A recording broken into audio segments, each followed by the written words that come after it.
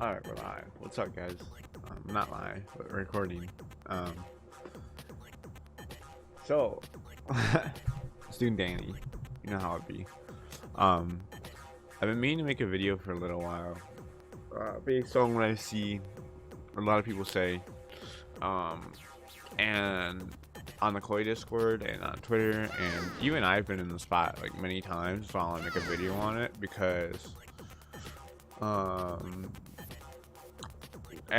it's like there's a problem with Tekken, like learning Tekken and like learning a character, and I feel like it's pretty easy to run to a Chloe, like plateau wise. Like it's very easy to feel like you can plateau with Chloe because of how like simple her move list is. It comes down to a couple jabs, back three.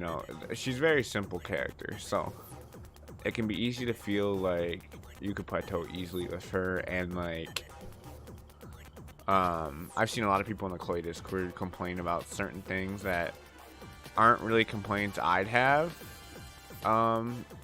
with her, because I found workarounds, or there are other options like struggling to keep on pressure with her and stuff like that, right? A lot of people complain about that, and to be fair, I used to complain about that too, especially when you play a character like Dragunov, who's, when you're close, he stays in. Like, if I were to play Dragunov right now, you'll be able to see how oppressive his move list is when he's up close, in comparison to someone like Chloe, who's designed around a close range game but struggles to stay in because of her her frames aren't very helpful at all. I want to talk about a couple things because I feel like this might help some people who struggle with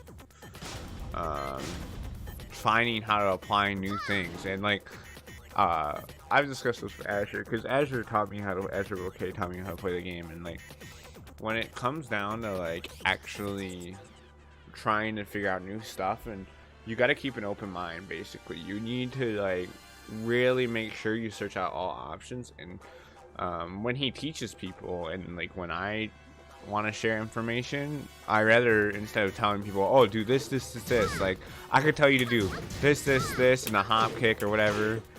That's the tech. I could tell people to do that, but that's not really the idea of learning in Tekken.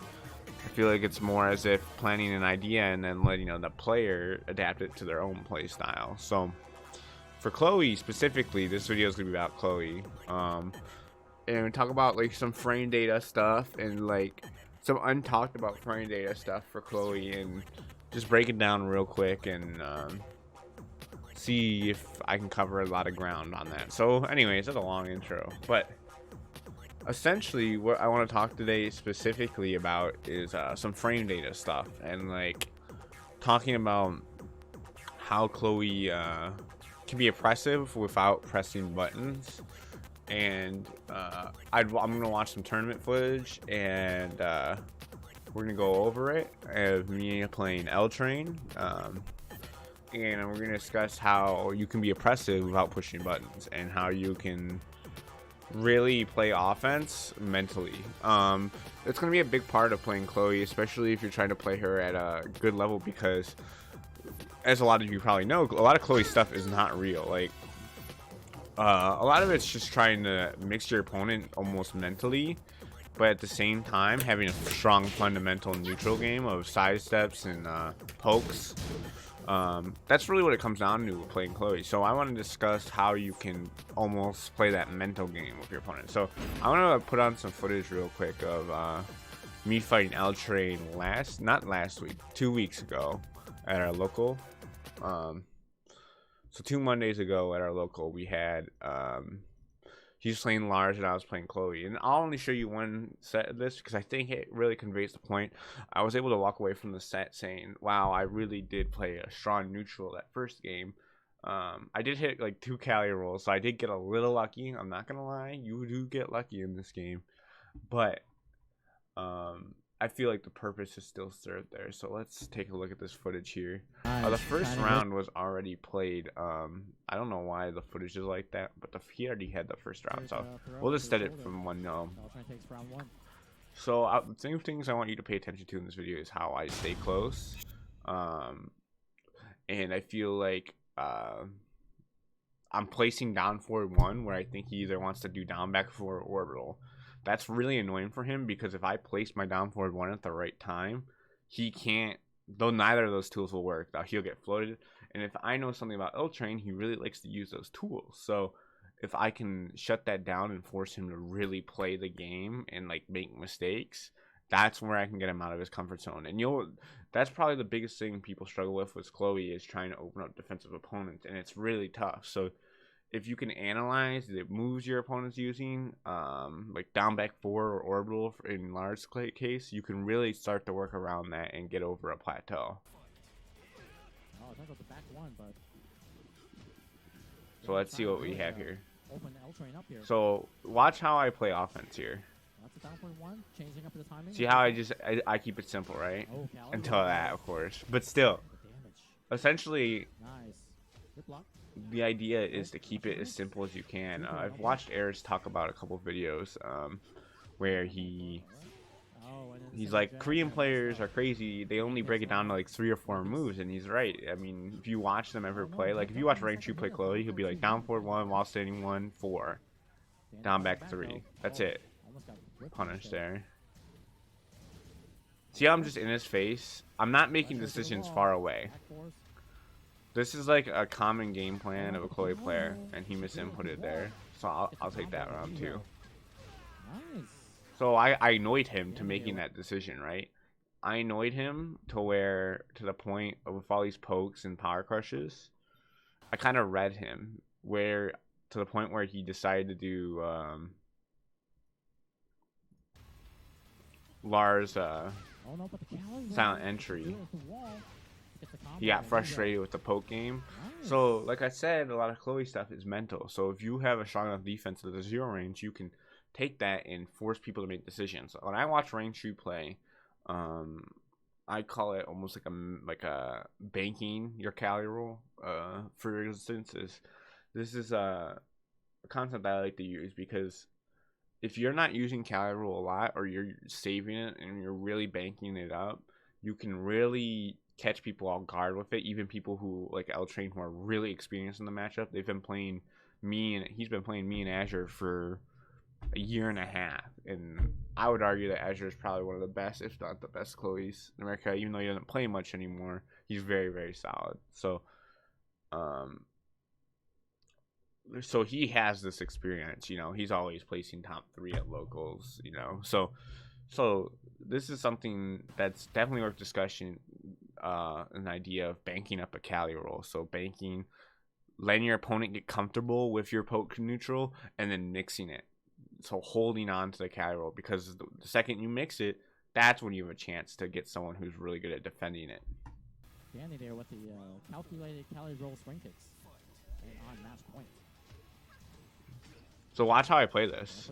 See how he got impatient there? I mean, he pressed buttons during that string.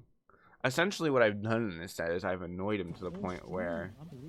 And L-Train's known to be one of the most defensive players, right? No punish there, because he's frustrated.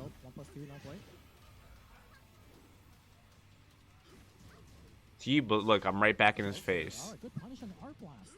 Proper punish. I didn't even let that low bother me. I just went right back into his face. Punish that. I don't like the punish lightning screw with Jazz because it crushes highs at the end for some reason. So I down forward it. But regardless, that set is a perfect example of how to deal, like how you deal with someone who knows the Chloe matchup. They know how, like, they're used to a certain playstyle Chloe players, like using the calorie roll a ton, doing that. So instead, if you take it and make it a simple matchup, like simple, you get in their face, you poke, you really be patient at that 0 range. This is something I've been like working on for the past 2 months, of being patient in the 0 range. It is so important for so many Chloe matchups and certain player matchups. Like Train is one of those players where if you're not patient at the 0 range, you're gonna press a jab and he's gonna orbital you through it at across. Like, he's gonna be at 2 range. He's gonna backdash. He's got a great backdash on both sides. he's gonna backdash and orbital you for it every time. I mean, it's ridiculous how consistent he is with it. So if you take that and you apply that zero range patient to a lot of matchups, and I'll go over a list of those matchups real quick, just to help you guys who might be struggling in some matchups or people who are good at defending against Chloe. So yeah, I hope you guys kind of understand what I'm trying to point out that way is, if you understand at least how Train plays, or you could probably understand from how I talk about him, it's a good way of dealing with that kind of play style. So I'll talk about that real quick, is like how to deal with your defensive player, your person who doesn't want to be open up, because I feel like that's the biggest struggle and biggest place to plateau as a Chloe player. I always plateau there, like even today, like nowadays I plateau there. So it's definitely an issue that is not foreign to me, because yeah, basically I've been dealing with that since I started playing Chloe. I've had to play Azure a lot. I mean, I haven't had to play, he really taught me the game, but Azure is really experienced in the Chloe matchup, so I learned this game fighting someone who is very experienced fighting Chloe because he's a Chloe main. So it was something I always plateaued on and struggled with in certain matchups. So we'll do a quick simple select here. I'll stay on Chloe. Another one I want to talk about is Jack. Jack can make you feel helpless sometimes if you're a Chloe player. I think it's always up for debate whether it's good for Chloe, whether it's good for Jack. I don't know. I'm kind of in the middle ground. I feel like there's some really good Chloe stuff. If anything, I think Jack might have the upper end by a little bit. Just because of his down forward 2 being -14 and Chloe's 14 frame punish being really bad. So, and a couple other things. Down back 1's really good to slow down a Chloe player. But approaching a Jack player, you know, you have to watch out for certain things, obviously, right? Right? You gotta go, oh. You gotta watch out for this, you gotta watch out for this, right? Like, Jack players, down back 1, 4-4-1, that's like the Chloe killer tool. You'll watch Jack versus Chloe, 9 times out of 10, they're either doing this, backdashing out, right? They're out of there. Down forward 2, they're just placing that. Because, they want the Chloe to be far away. This is how they're always going to play the matchup. Claudio players too. They're always going to play it like that. They always just want to be far away, right?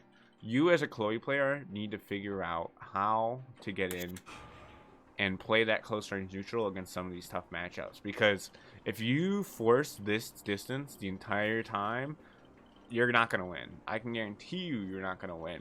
Because there's no way you're going to be able to apply offense as a character like Chloe, even with her forward poke at this range, right?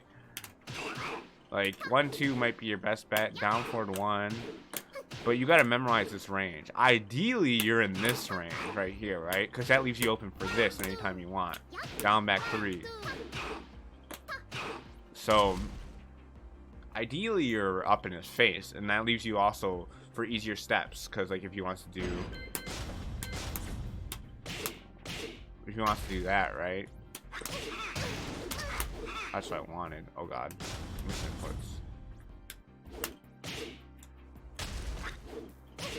So what do you want to do?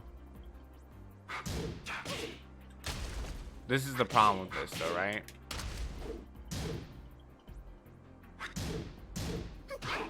So if he wants to do stuff like this, or there's another favorite.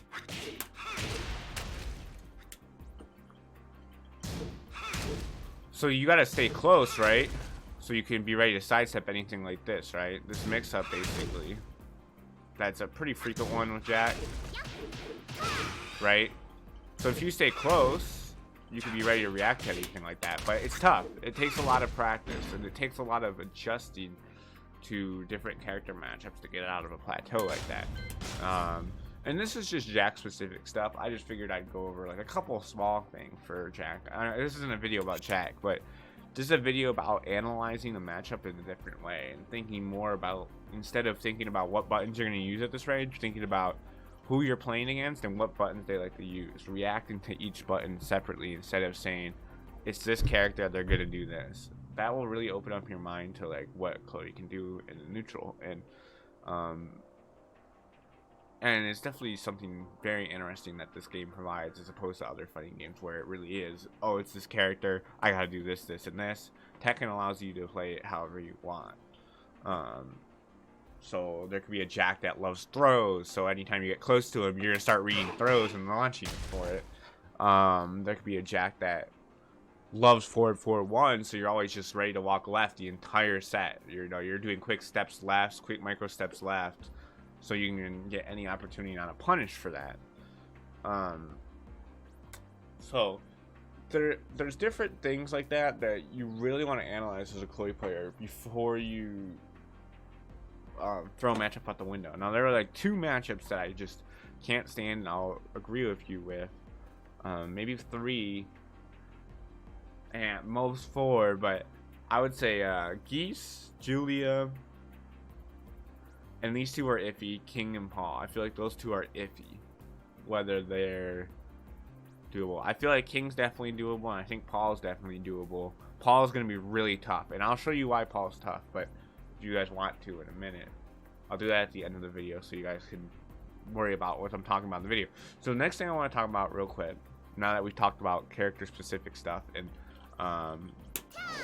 is getting in. This is really, really important as a Chloe player. Now we're talking about Jack in this situation, someone who is down forward 2, someone who is a master with down forward 2 spacing and forward 4-1 spacing is going to make it a really hard time to get in. So let me 1 second, I take a drink. Let's say you're at this range, right? He's ended a combo.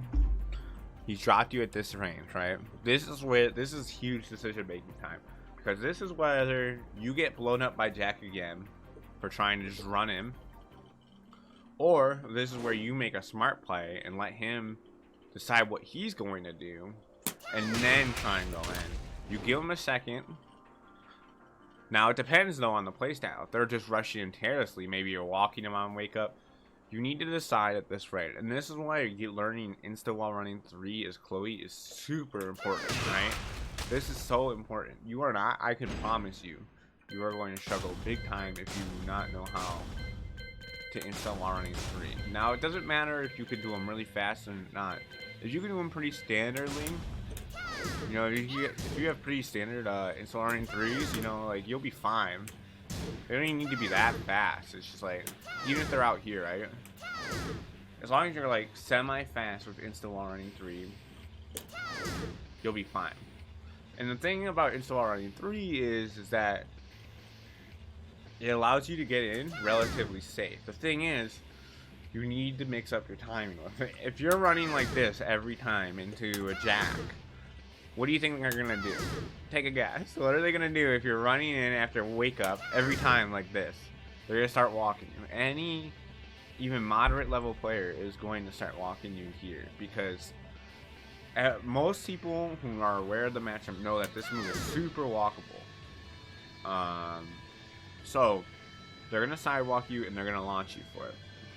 This is why you do insta warning 3, because if you're doing it from this range, they can't adjust. Or it's very hard to, at least. So think about what your options are. You can do forward 4 at this range. Down forward 3 is great at this range, because down forward 3 can actually be conditioned. I'll talk about that in just a minute. But you really need to understand that Chloe is not as much meant for as a mid-range character. So you really want to play her to her strengths if you're going to stand a chance in some of these bad matchups, or rough matchups, I guess I should say. So 4-4-3 is good too, especially if you don't have a consistent R-running 3. This is a good option, but you're really minus on block. The thing is the pushback allows you to do bait for a hop hit, or a jab, or a punish with punish. If the player you're playing against isn't aware of the matchup, I like to do down that into a low. So there are a lot of cool, interesting things you can look at as far as Chloe goes in the mid-range, and I feel like it's almost vital to winning sets that you know what to do in this mid-range, because this range is pretty self-explanatory as a Chloe player, right? Like, this is pretty self-explanatory if you've been playing Chloe for a while. Like, this range, you have an idea of what to do, but it's this range where people start to struggle, right? So I hope that helps kind of discussing. Make sure you learn Insta Line 3. That move will help you tremendously in a lot of matchups. So yep, that's about it for that discussion about spacing and stuff like that. One other thing I want to talk about is down forward 3 real quick. I know I said talk about that. Down forward 3 is something that I want to learn to implement more. It's such a good poke, and the thing about down forward 3 is it can be used as a conditioning tool with down forward 3 too, but you need to be careful as some characters can backdash out of the 2. Alyssa, namely, can backdash and launch it. I've done it many times on Alyssa, so it's pretty easy to do as an Alyssa player, and there's no risk to it because if you're backdashing, you'll just block the second hit, which is -13. So you can condition your opponent throughout the game, and that's just one more option as a Chloe player that you want, because as Chloe, you're really, the whole game is trying to open someone up who's experienced with the matchup. So that's something you want to think about. So yeah, I talked about spacing, talked about dash blocking in people's faces, you know, be ready to sidestep cancel, learn to sidestep cancel, you know. These are really important things at this range as a Chloe player, because then you can start with punishing, like getting lows. You really just want to learn how to play defensively at this range, essentially. So my challenge to you guys, if you're playing a Chloe, is next time you go to a local or ranked, force this range in all your engagements, right? Or most of them at least. Maybe try this online first, but really learn to see how, like, people's down forward ones, which way you can step them, how plus people are after certain moves on block, how minus they are if they have the ability to press another button. So like there's some jab strings, and this is my next topic, so I'll go right into it. There are jab strings in this game. You don't always have to play honest, and I hope as a Chloe player you're not always playing honest, although you can play however you want to. This game is very open-ended, like I said earlier. Chloe excels at disrespecting frames. This frame trap, I'm sure you're all aware of being one of them. Not a frame trap, but gimmick. The roll itself, spring kick on block, isn't minus enough to stop a hop kick from crushing a one jab. So they do a one jab after this, and the hop kick, they'll get launched every time. Every member of the cast, I believe. I don't think there's a single character that doesn't get crushed on their one jab, so it's pretty messed up.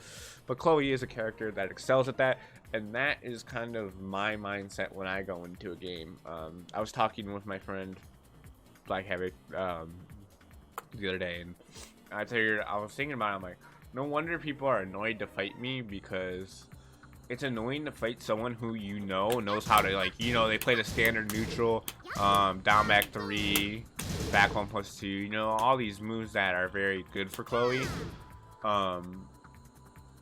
But then when you think it's your turn or it's your opportunity to apply pressure as an opponent against Chloe, they do a hop kick, they steal your turn, right?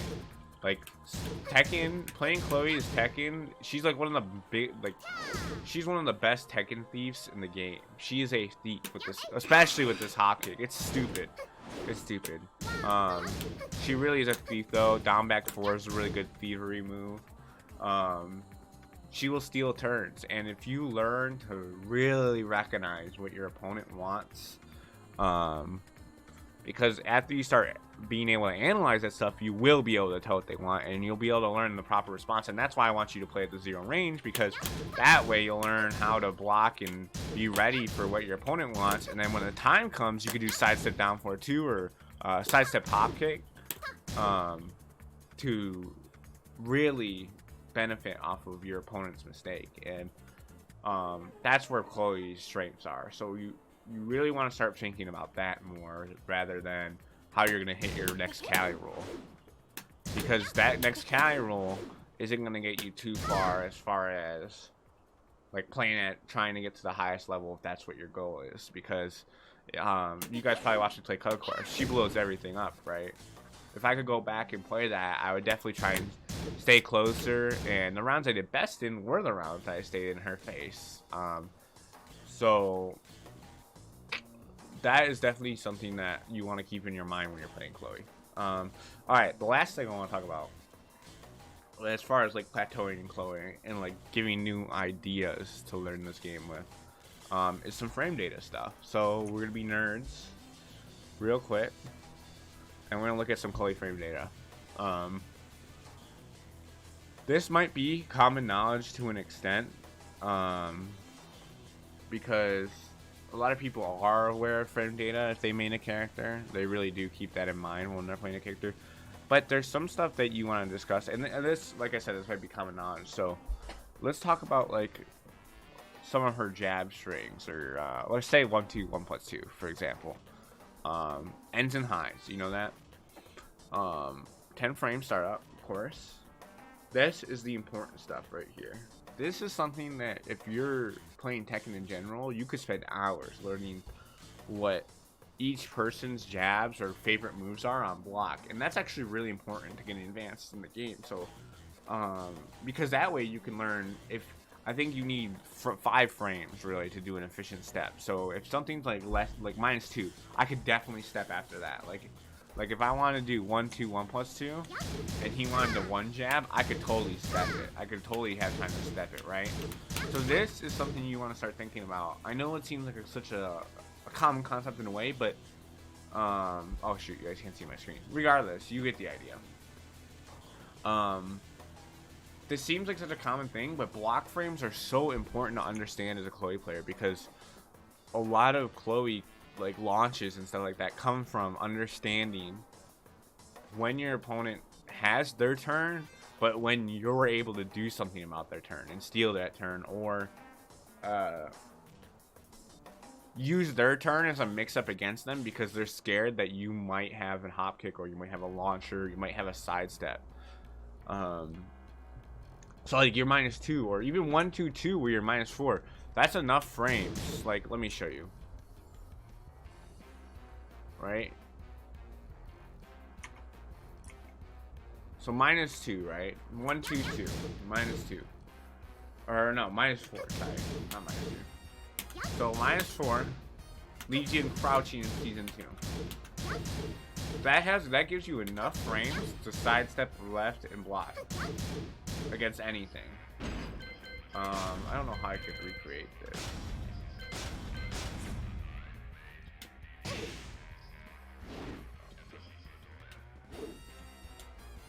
Let me show you.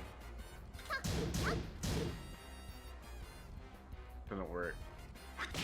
Anyways, the idea is that I'm really lazy with practice mode sometimes. The idea is that you need to start looking at block frames for all of Chloe's moves, and even just as important, you want to start looking at block frames for Jack's moves, all these struggle matchup moves. Recently, I've been doing a lot with Julia, for example. I'll throw her on. Now, I really struggle with the Julia matchup still. I really don't like the matchup, and I think it might be one of Chloe's worst. But there are ways around things, and this might be common knowledge. Julia and Anna specifically, let's see if I can figure this out with Julia.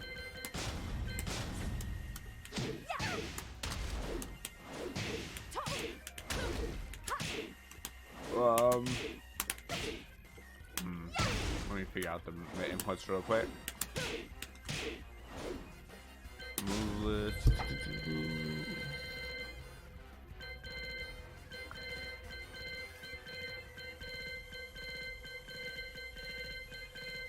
Starting wind roll.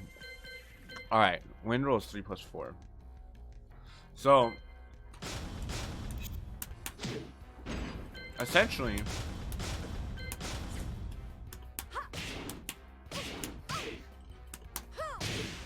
essentially 12 frame minutes will be any of these options, right? So you need to study specific stuff, right? So Chloe is privileged enough to have a 12 frame mid.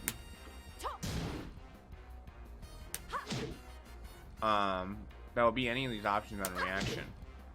So if I'm late, that'll happen. So if they do like the, I think it's like what do they do? What do they do? What do they do in the wind roll? Regardless, if they do the, I'm trying to figure it out. Oh, maybe it's up 3 4.